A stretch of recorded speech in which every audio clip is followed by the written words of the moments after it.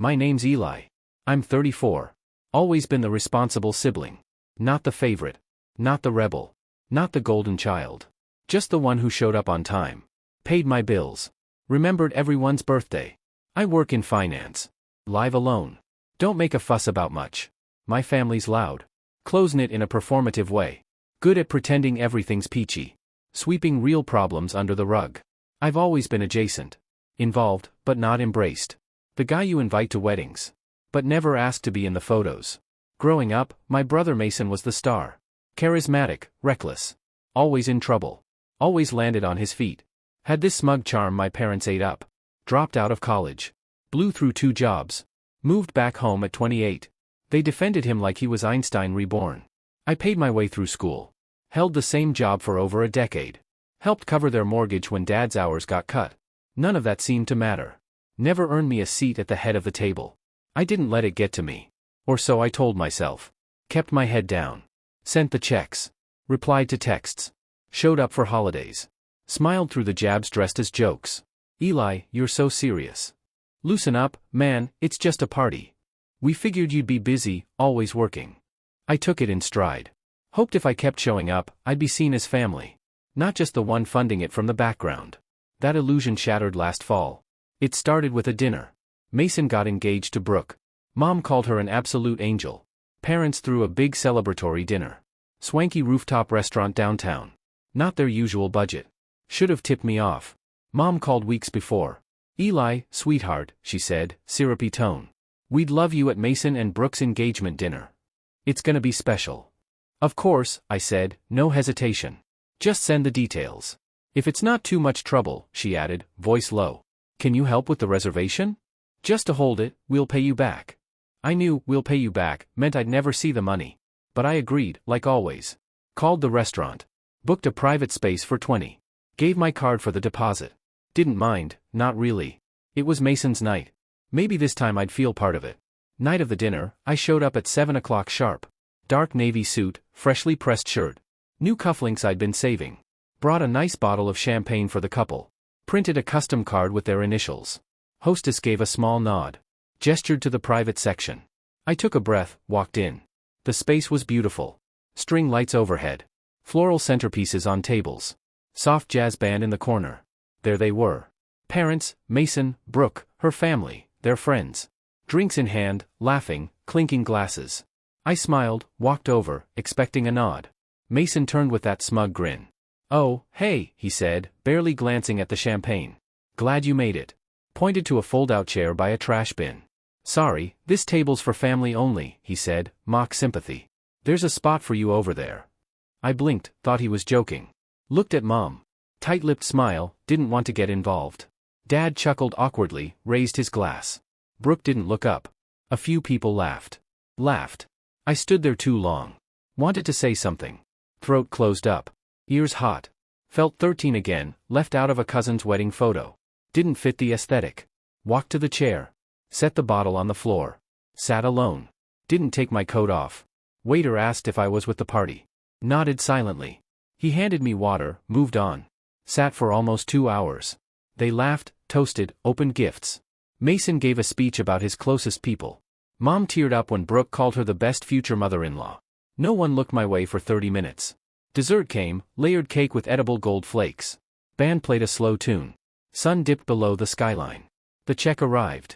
Waiter walked to their table with a leather folder. Paused, looked around, checked the card on file. My card. He stepped toward me. Excuse me, sir, he said quietly. Total for the event is $3,218. Should I run the same card? Everyone turned to look. Mason raised an eyebrow. Oh yeah, Eli's got it, he said casually. Waiter looked at me. I smiled, calm, measured. Not my table, I said, loud enough for all to hear. I was told this was for family only. Silence snapped the air in half.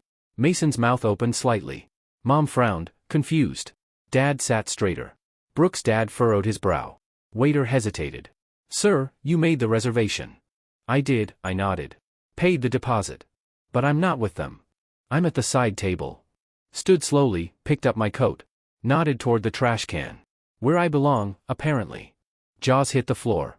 Waiter stood awkwardly, bill like it was radioactive. Mason looked slapped with a fish. Mom's eyes narrowed, flickering between me and the check. Wait, Eli, she said, voice shaky. What are you doing? I shrugged. Following the seating chart, Mom. Mason said this table was for family only. I assumed I wasn't included.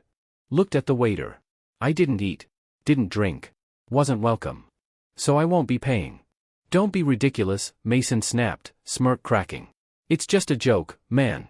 Lighten up. You always take things personally. Room went quiet. Jazz band wound down to an awkward hum. All eyes on me. First time in years, I didn't shrink. Yeah, I said slowly. That's the problem. You think everything's a joke if it's at someone else's expense. Brooke looked confused, just catching on. Her father, stiff in a blazer, gave Mason a sharp look. You invited this man to your engagement dinner. And sat him next to the trash can, he asked, incredulous. Mason scoffed, looked to Mom for backup. She straightened, smiled tightly. Let's not blow this out of proportion. Eli's just being dramatic. He's always been sensitive. I almost laughed. Her go-to line. He's just sensitive. He's just tired. He's just overreacting. Anything to avoid admitting cruelty. Waiter cleared his throat. Sorry to interrupt, but we need to process the bill. Before we close the tab on the private space. If the card on file won't be used, I need an alternate. Silence. I turned toward the elevator. Dad finally spoke. Eli, come on. You've already paid for half. You might as well finish it. That snapped something in me. Stopped cold. Turned back. You're right, Dad. I paid the deposit. Called 3 restaurants for Mason's rooftop view. Picked the date around his football schedule. Ordered custom floral arrangements. Because Mom said fake flowers would look cheap. Paid the $500 non-refundable deposit without blinking. Showed up on time, alone, in a suit to support my brother. Took a step closer, voice low but clear. And what did I get? A folding chair by a garbage bin. And a, sorry, family only. Turned to Mason. So now you figure it out. You and your real family. Mason's face flushed, red creeping up his neck. Stood, trying to puff himself up. Looked ridiculous. You're making a scene. No, I said. I'm drawing a line. Walked away. Skipped the elevator. Took the stairs. Every step pounded with adrenaline. Disbelief I'd done it. Outside, night air hit like a sharp, bracing slap. Loosened my tie. Kept walking. Didn't know where I was going. Knew I wasn't going back. Thought that'd be the end. A bold exit. Maybe awkward apologies later. A half-hearted attempt to brush it under the rug. But I didn't know how deep the consequences would go. Later that night, still in my suit. Still holding that unopened champagne like a ghost limb. My phone lit up. Text from Mason. Dude, seriously, you couldn't just pay and talk after? Another from Mom. You embarrassed us in front of Brooke's entire family. Was that your goal? Revenge? Then a call from an unknown number. It was Brooke. Hi, she said, voice quieter than I'd heard. Can I ask you something? Sure, I said cautiously. Did you really pay for everything? The deposit, the flowers, all of it? Paused. Yeah. Silence on her end. They told my dad you offered. That it was your idea. Stopped me cold. I never offered, I said slowly. They asked. I said yes. Didn't expect anything back. Didn't do it for show. Brooke sighed. Well, my dad's furious. Thought you volunteered as a kind gesture. Now he says he wouldn't have agreed to the restaurant. If he knew they shoved you in the corner. Didn't say anything. He said Mason and your parents made him look like a fool. Another pause. I'm not calling to get involved, she added. Just thought you should know. Thanked her, hung up. The fallout had just begun. Over the next few days, things escalated. Not how my family expected. The family group chat roared back to life. Mom, Eli, we need to talk. Call me. Mason, you messed things up with Brooke's family. You owe us a fix. Dad, this is getting out of hand. Just apologize. Didn't reply. Wasn't just about the chair. Or the bill. It was everything before. Years of being the emergency contact. The designated driver. The backup wallet. I'd said no, and they didn't know what to do with me. What made it worse, or better, was Brooke's father. He didn't take humiliation lightly. Heard through Trent, a mutual friend of Mason's. More decent to me than most. Mr. Whitaker had a meltdown after the dinner. Paid for Brooke's private schooling. Helped start her marketing firm. Planned a smooth engagement season. Found out the groom's side lied about who paid.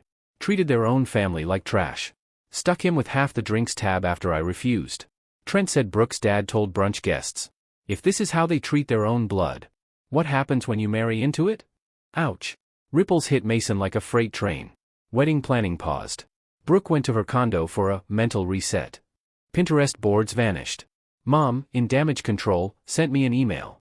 Not a text, not a voicemail, an email. Subject, please. 5 paragraphs of sugar-coated manipulation. She never meant to hurt me. Didn't realize I felt excluded. Would mean so much to sit down with Mason. Smooth things over. No, sorry. Just, we didn't realize. You misunderstood. Let's not let one silly night destroy the bond we've built. Stared at that last line. What bond? The one where I drove 3 hours on Christmas Eve. To bring gifts because Mason wasn't in the right headspace? Or when I canceled my Spain trip because Dad needed surgery and they couldn't afford a nurse? Or when I co-signed their second car loan? The car Mason borrowed and never returned? Let the email sit in my inbox. Didn't reply. 2 days later, Aunt Karen called. Mom's sister, not warm, but sharp. Ran her own interior design firm. Air of barely concealed judgment. Hadn't spoken in over a year. Eli, she said. Heard about the dinner. Of course you did, I said, holding back sarcasm. Not calling to scold you, she said quickly. Good. About time someone shook the tree. Caught me off guard. She sighed. I know how your parents are. Always brushing things under the rug. Pretending it's perfect. They've leaned on you too much, too long. Mason's gotten away with treating you like a side character. Appreciate that, I said quietly. Why now? Because the Whitakers are involved, she said, voice dry. Mom's panicking. She called yesterday, asked me to talk sense into you. What did you say? Told her you didn't need sense. You needed space. Maybe it's time they learn to function without you as scaffolding. First time I felt seen by family. Not as a checkbook. Not a punching bag. Just a person. That night, another text from Mason. Bro, Brooke's dad canceled the wedding venue deposit. Said we're not aligned in values. Fix this now. Can you help? No, I'm sorry. Just fix this. He still didn't get it. Thought I was a tool in his toolbox. A pressure valve. A wallet with a heartbeat. Decided to fix something, not his way. Logged into the shared account from a year ago. Mason used it when he was unemployed. Never closed it. Had his gym membership, Spotify linked. Moved the remaining funds, couple thousand, to my new private savings. My money, left untouched out of brotherly loyalty. Called the bank, closed the joint line entirely. Next morning, Mason called 4 times. Picked up on the 5th. His voice frantic. What did you do? Didn't say anything. Bro, I have a date with Brooke tonight. Was gonna take her to that place she likes. My card's bouncing. Says the account doesn't exist. I know, I said. I closed it. You what? You can't just. I can, I said calmly. And I did. You told me I wasn't family, remember? You don't get to use my money if I'm not at the table. He stammered, switched tactics. Come on, man, don't do this. You're jealous, admit it. You've always hated that I got the attention. Now you're throwing a tantrum because Brooke's dad took my side. I laughed. Actually laughed. Oh, Mason, you think he's on your side? Silence. Don't worry, I said. You'll figure something out. You always do. Maybe ask Mom to open a credit line in your name again. Or maybe Brooke's dad can teach you to stand on your own. Hung up. Didn't know what Mason did after. Hours later, my phone buzzed. Email from Brooke. Subject, I think we need to talk. Stared at it before opening.